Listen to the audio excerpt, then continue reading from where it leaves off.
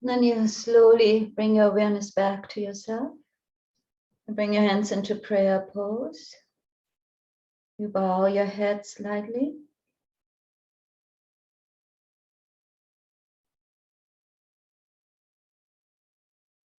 We inhale deeply. Aum.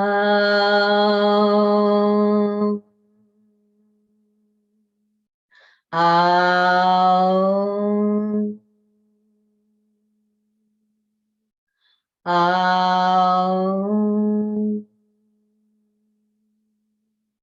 Asatoma Satgamaya Tamasoma Jyotirgamaya Mitoma Amritangamaya Aum Shanti Shanti Shanti.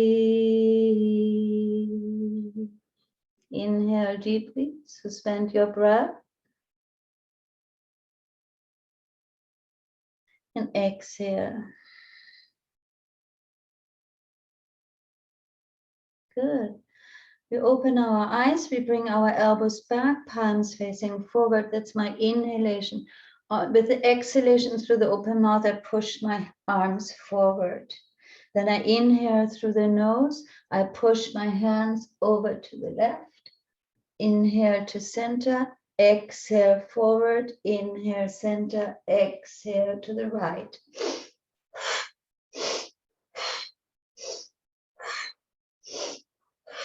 Just imagine you making space. A lot is coming at us these days, and you just create space around you, setting boundaries.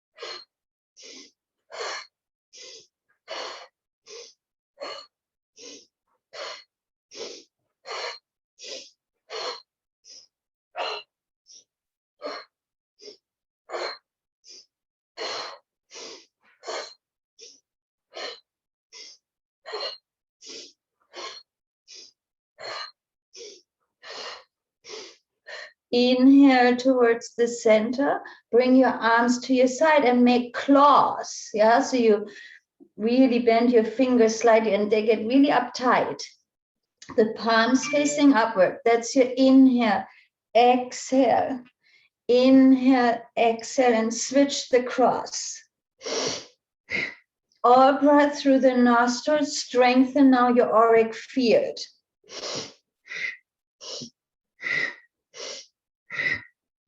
And you can go at your own pace.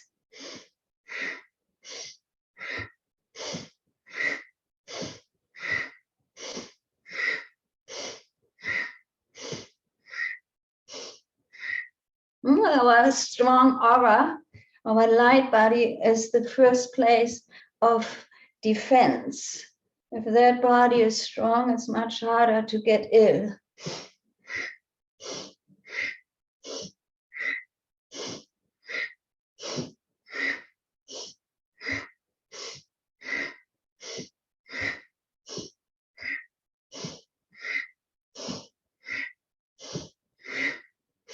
So here you're stimulating your heart, your lungs, your lymph.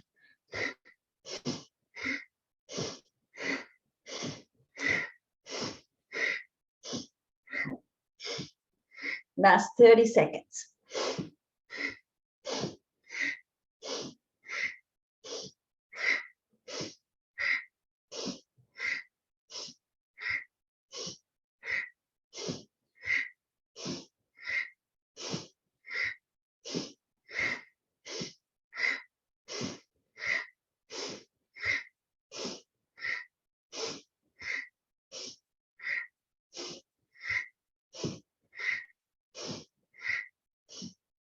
Good. Inhale and the arms go out to the side, palms facing upward. Exhale, open mouth. Inhale through your nose. Exhale, open mouth. Drop your shoulders. One more time. Interlace your fingers. Visualize you're hugging a tree, so you keep your arms rounded. Now the palms are not coming, the tree is not flattening towards your heart center. So keep it nicely rounded. Inhale, twist to the left, exhale to the right, all breath through the nose.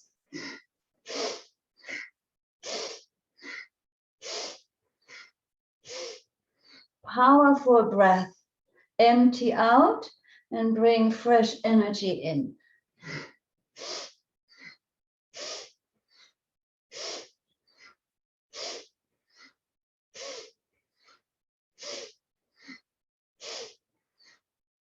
Keep the tree, keep it rounded.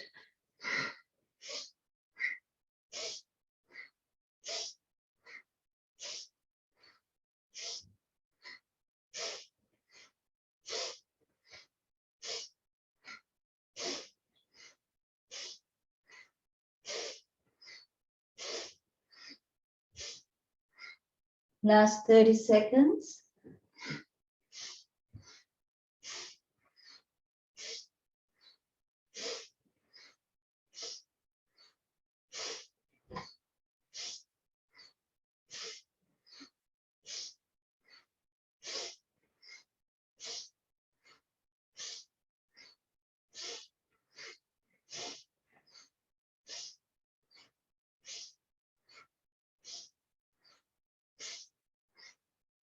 Inhale into the center. Now interlace all your fingers. Index fingers are the only ones that are extended and they touch. The thumbs cross over each other, doesn't matter which one. Bring the pointer fingers down towards the ground. Then inhale up, exhale down. Now you're moving through your chakra system, all the energy centers. From the first, second, third, fourth, fifth, sixth, seventh, even all the way into the eighth, the aura.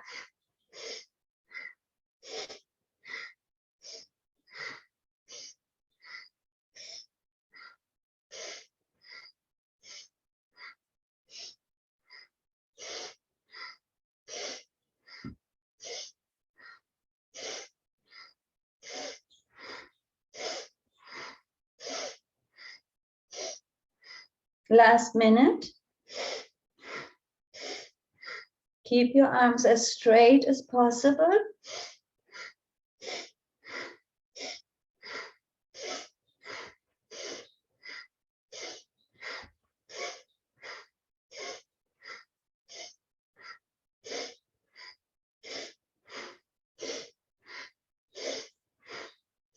"30 seconds to go. We can do this.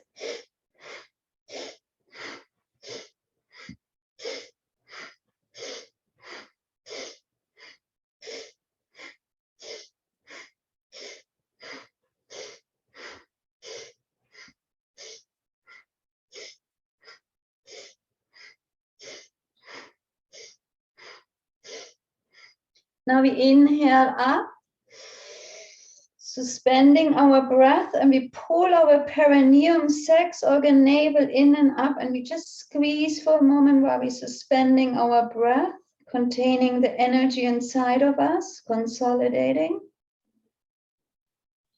And then exhale through the open mouth, sweep through your auric field. Now I want you to bring the tip of your thumb to the tip of your pointer, the index finger, and your ring finger. So the tip of your pointer finger and ring finger are in touch with the tip of your thumb. You just rest your hands, palms facing up on your knees. Middle and pinky fingers are extended. Please close your eyes for a moment if you feel comfortable to do so. And just center yourself, center your energy,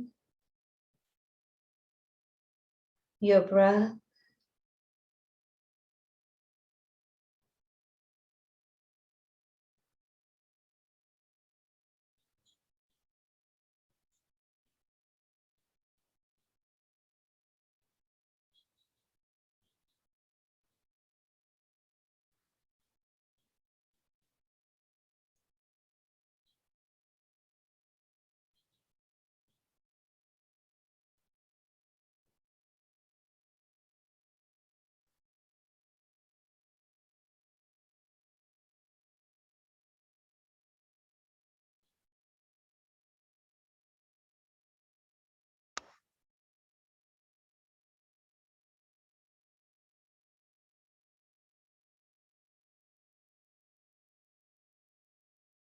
And then I invite you to stay in this mudra, in this finger position, while Nichola starts her sharing.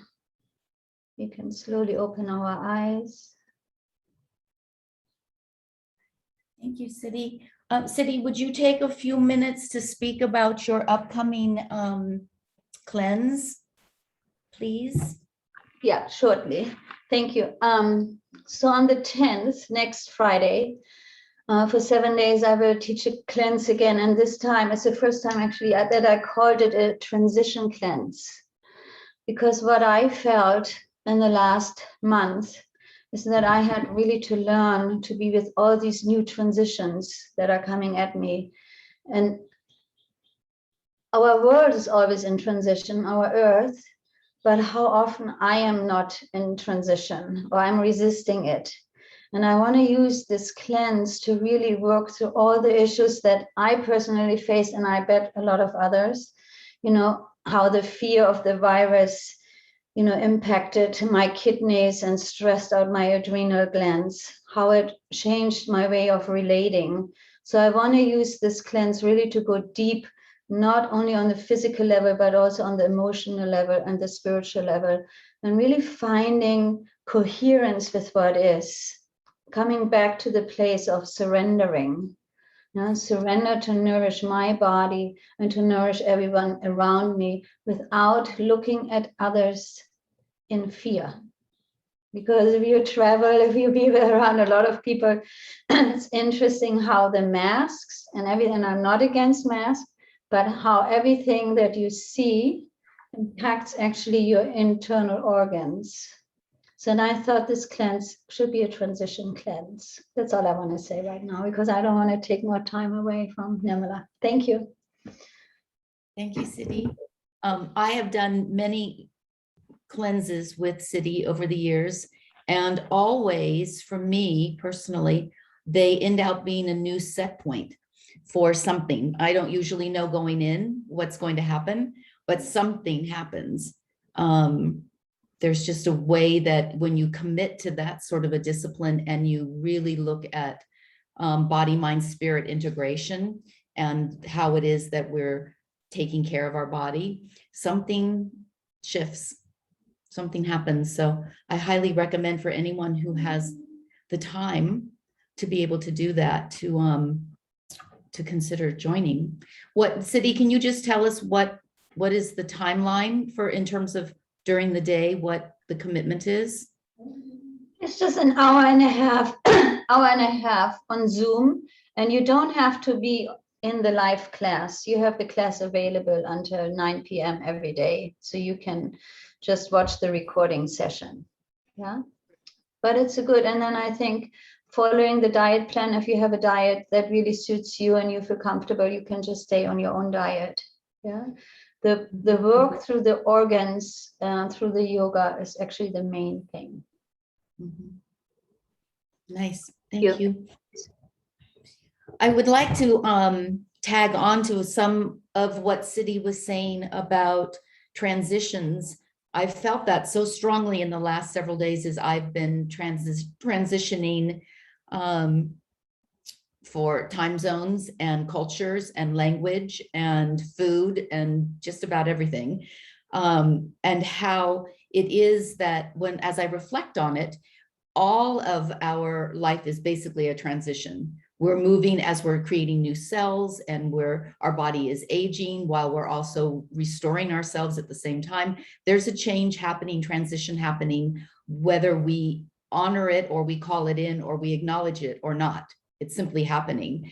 And the transitions that take us so by surprise, or that seem to challenge us the most, are the ones that are emotionally charged, and looking at relationships and our relationship with ourselves, our relationship with others, and how it is that we still feel a sense of freedom, that we don't feel trapped. Because something is transitioning and it is out of our control, we often feel as though we're trapped in something. We don't have choice. And the truth, as Siddhi mentioned, is that we actually have choice in several ways. One is We have choice in deciding how we're going to respond and how we're going to hold the transition. And often we have choice just in how it is that the different pathways that we can take around this transition, whether it's a relationship or it's something that we're going through just on our own. It doesn't have to even involve another person, but the essence, our full essence of ourselves and the vitality that we're looking for when we talk about how we can be in the fragrance of joy is about courage. And I think that it's really about saying yes to whatever is coming at you and deciding how it is that you're going to respond.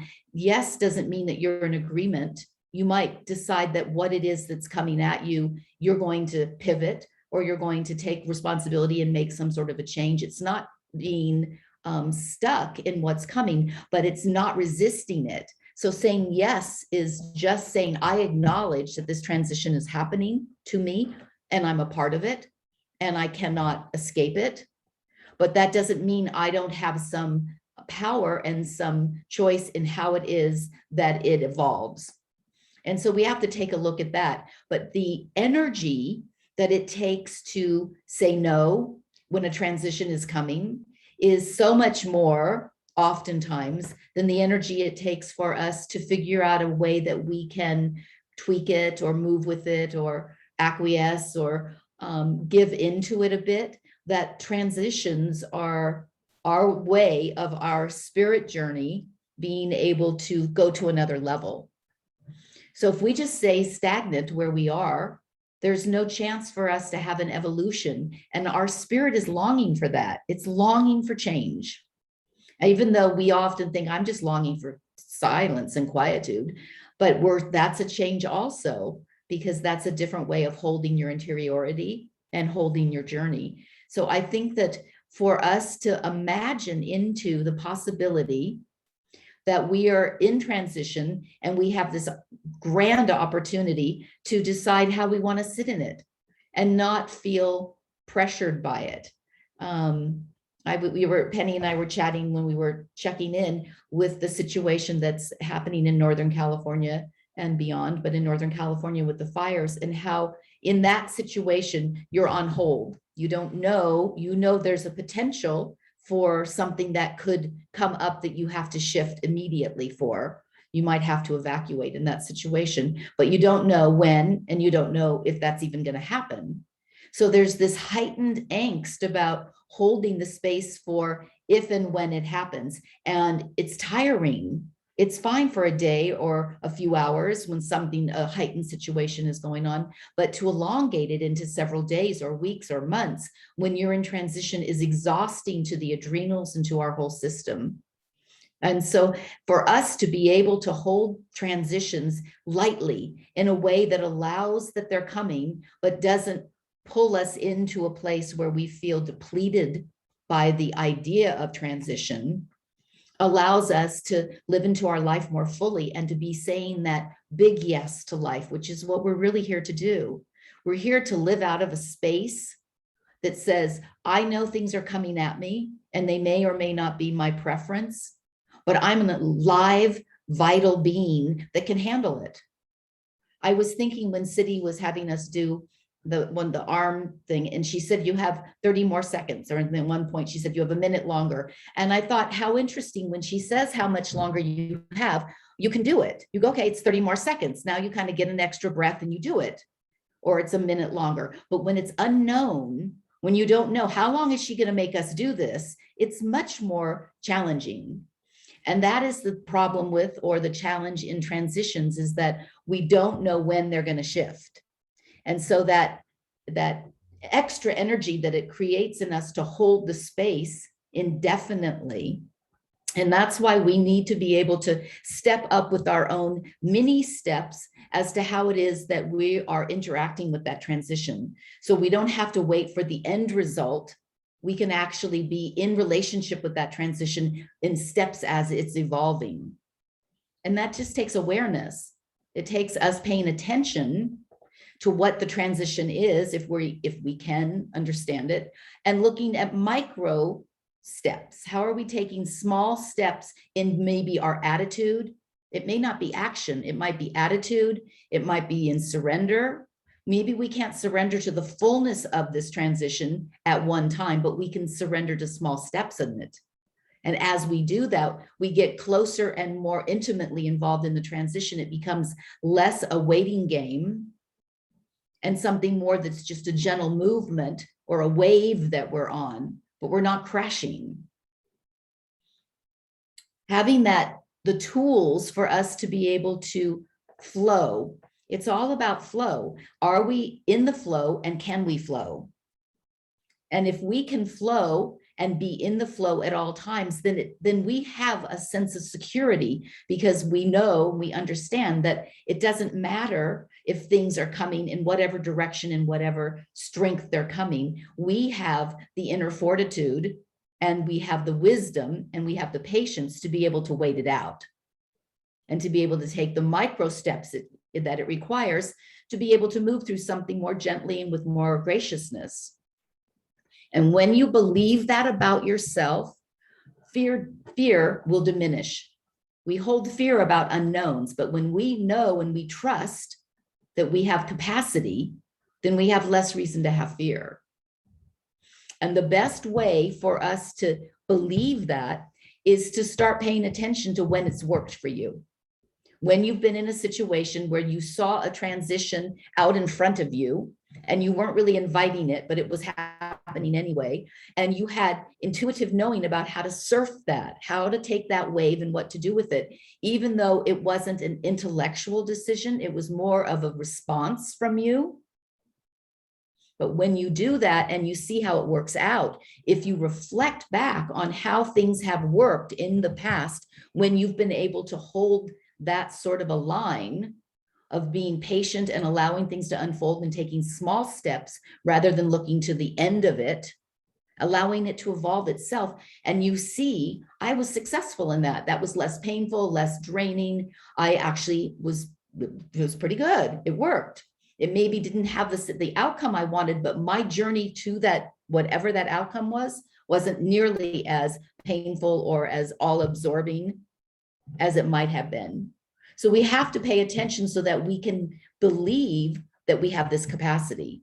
Otherwise, we keep putting it into the future, and we're not reflecting that I've already actually used my tools to have this capacity working for me and on my behalf. And so I think right now in this world that we are living in, where we have we just don't know. There's so many unknowns about how things are going to unfold, when they're going to unfold, what that will look like for us personally, communally, universally. All of those are up in the air right now. And if we feel the need to know those answers, we're going to sit in a lot more angst than is necessary. So the question becomes, what are the small steps that we're taking right now? One of the small steps you're taking is coming and gathering in circle so that you can have some time in your day or your week to be able to breathe in a different way, and to be able to say, I can join together with other like-minded women, and we can kind of move forward on this together, that we're all surfing in the same ocean. Where we are, the waves might look a little bit different, but we're all surfing in the same ocean. And we cannot get out of it. This is the task that we're at right now. But it's instinctual. We've got this, ladies, we've got it. We have to simply allow the flow, be the flow, flow. Allow the flow that comes naturally in life to pull you along into your own knowingness and your own truth. Have the courage to trust that you have all that you need for transitions in your life to move as they're going to move without disrupting you in ways that you're imagining they could disrupt you. So much of our pain comes from what we imagine could be rather than what actually is happening. The mind is much more forceful in creating discord for us than the actual reality of whatever is happening. Once things start to happen, we shift into what needs to be done. How do I respond? What's the situation? But the unknown, that we can't shift into it because we don't know what's going to happen. So let's imagine that we have, given the capacity and the awareness that we've been practicing for this last year, that we have the tools to be able to be present for the transitions that are going on for us personally and communally and universally. And that we don't have to hold fear as one of the paradigms to solve this transition, that we can hold courage and trust and patience. And whatever's happening to our family members and our community members and on, I mean, there's just so much is up. I mean, if we had a blackboard and we wanted to start writing the things that are up, we would fill it in no time between just the situations that are happening politically and socially and culturally and in the world, not to mention just in our own country. I was in the cab from the airport this morning to the ashram, and my cab driver said, "How do you like Joe Biden?" And I said, there's so much going on. The poor man, there's just a lot for him to be worried about. But I said, for me, it feels safer than I felt before. So that's good. I'm happy about that. And he said, well, that's kind of interesting because we have a similar feeling about our prime minister. He's doing a lot of things that we're not necessarily crazy about, but we still are able to hold on to some of the things that he's doing that are working for us. There's so much unknown for him. So even in our leaders, imagine how it is to lead a country right now. All of the demands that are being called upon. It's something. Siddhi, I need to ask you, I'm just thinking time. I have to calculate what time it is. Don't worry about it. Just go ahead and just, if you can look at the clock, just take 10 more minutes, sweetie. Okay, perfect.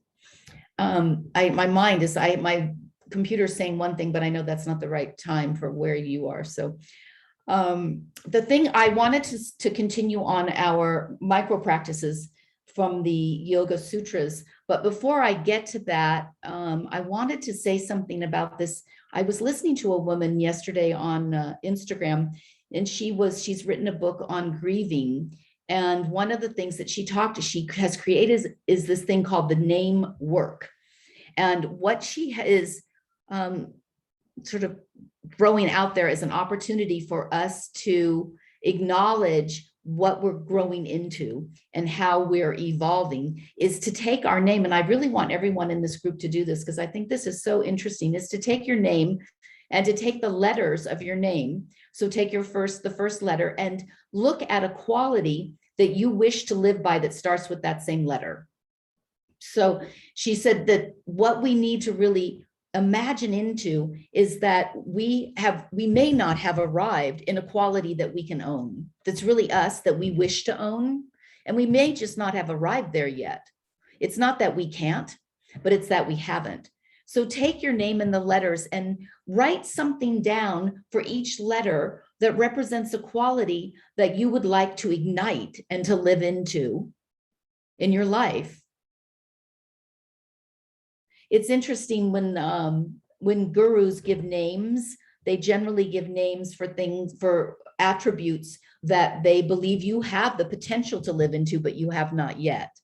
And so people will say, well, what does your name mean? And then when you almost feel embarrassed because it's not who you are at all. It's much deeper than where you are. And that's because this is just a potential. It's not where we've arrived, but it's nice to have language around that and to imagine. So I think as a fun tool, that we should take the time sometime today when you have time, or even doing it right now, to just write down these attributes, because they can become, if they're the first thing that you think of that you would like to own as an attribute, these are qualities that resonate for you. And there's a really good chance you already carry that quality.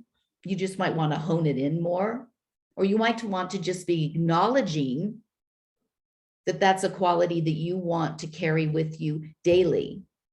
And those qualities most certainly will be the ones that will assist you as you're using all of the tools you have to work on this idea of being in transition, being okay with transition. So I'm going to give you this time. If there's anybody out there any of you who want to share like just even your first letter of your name and what quality popped up for you with that letter. I think it might be kind of interesting to do that. Is there anyone who's willing to take just their first letter of their name and share a quality? Someone? Penny? Mine was patience. Lovely. It's only problematic when you have duplicate letters. It starts to get a little challenging in your name.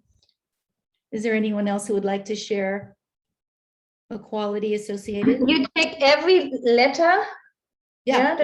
Okay, so I have for Siddhi, I have spirit, inspiration, devotion, determination, holiness, and inspiration.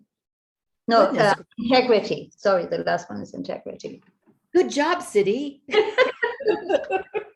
She really took this little task on. That was very good. I thought that's fun. Okay, go ahead. Anyone, Colleen, do you want to share a letter or a whole name? I haven't gotten to the name yet. That was really fast, Siddhi. I'm proud of you. That was wonderful. My first one that came is courage for me. Mm-hmm. And mine is letter C, caring.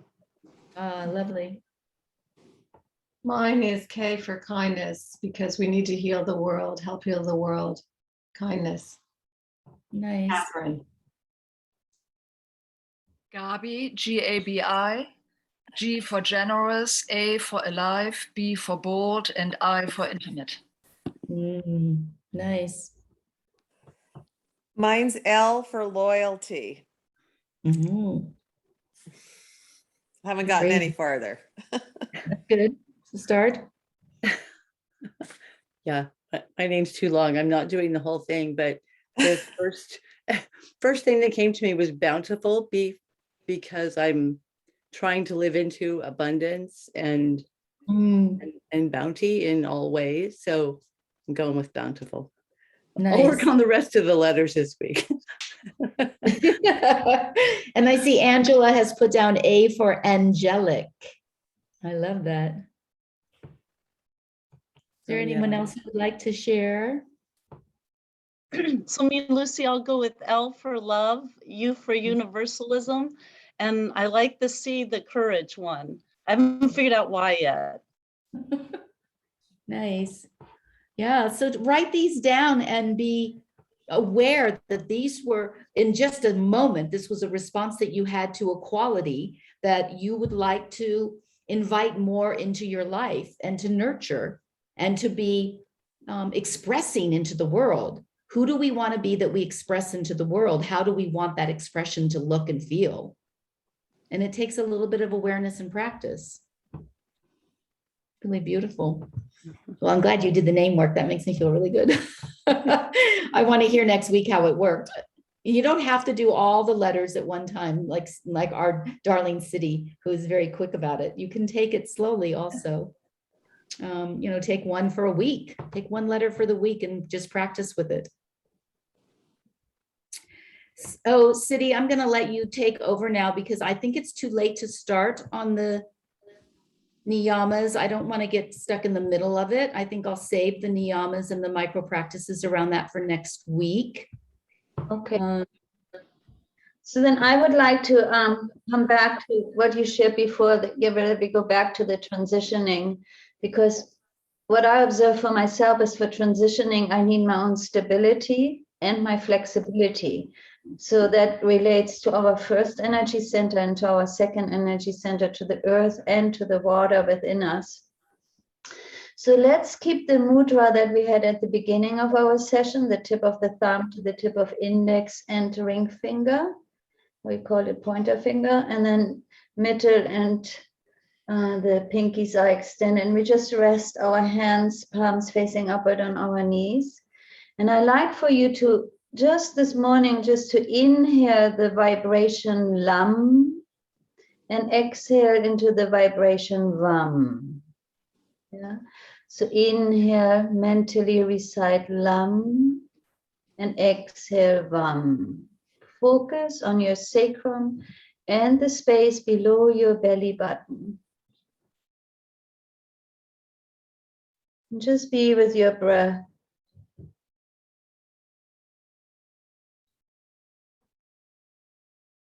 Be with the movement, because transitioning is moving into.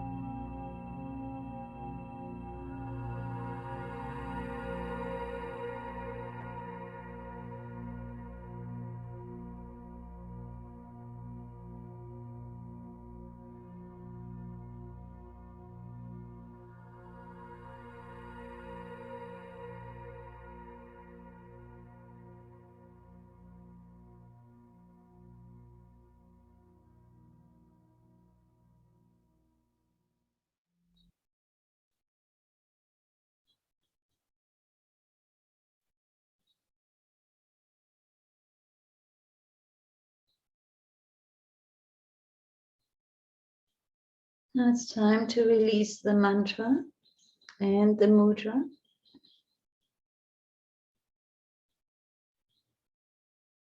And then we come into prayer pose.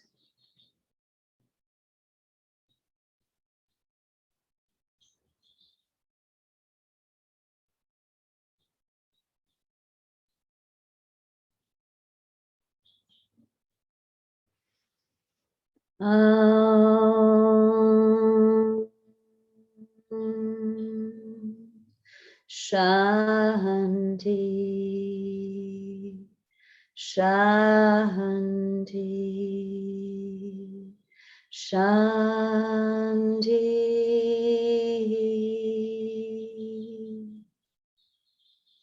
Thank you so much. Have a beautiful weekend.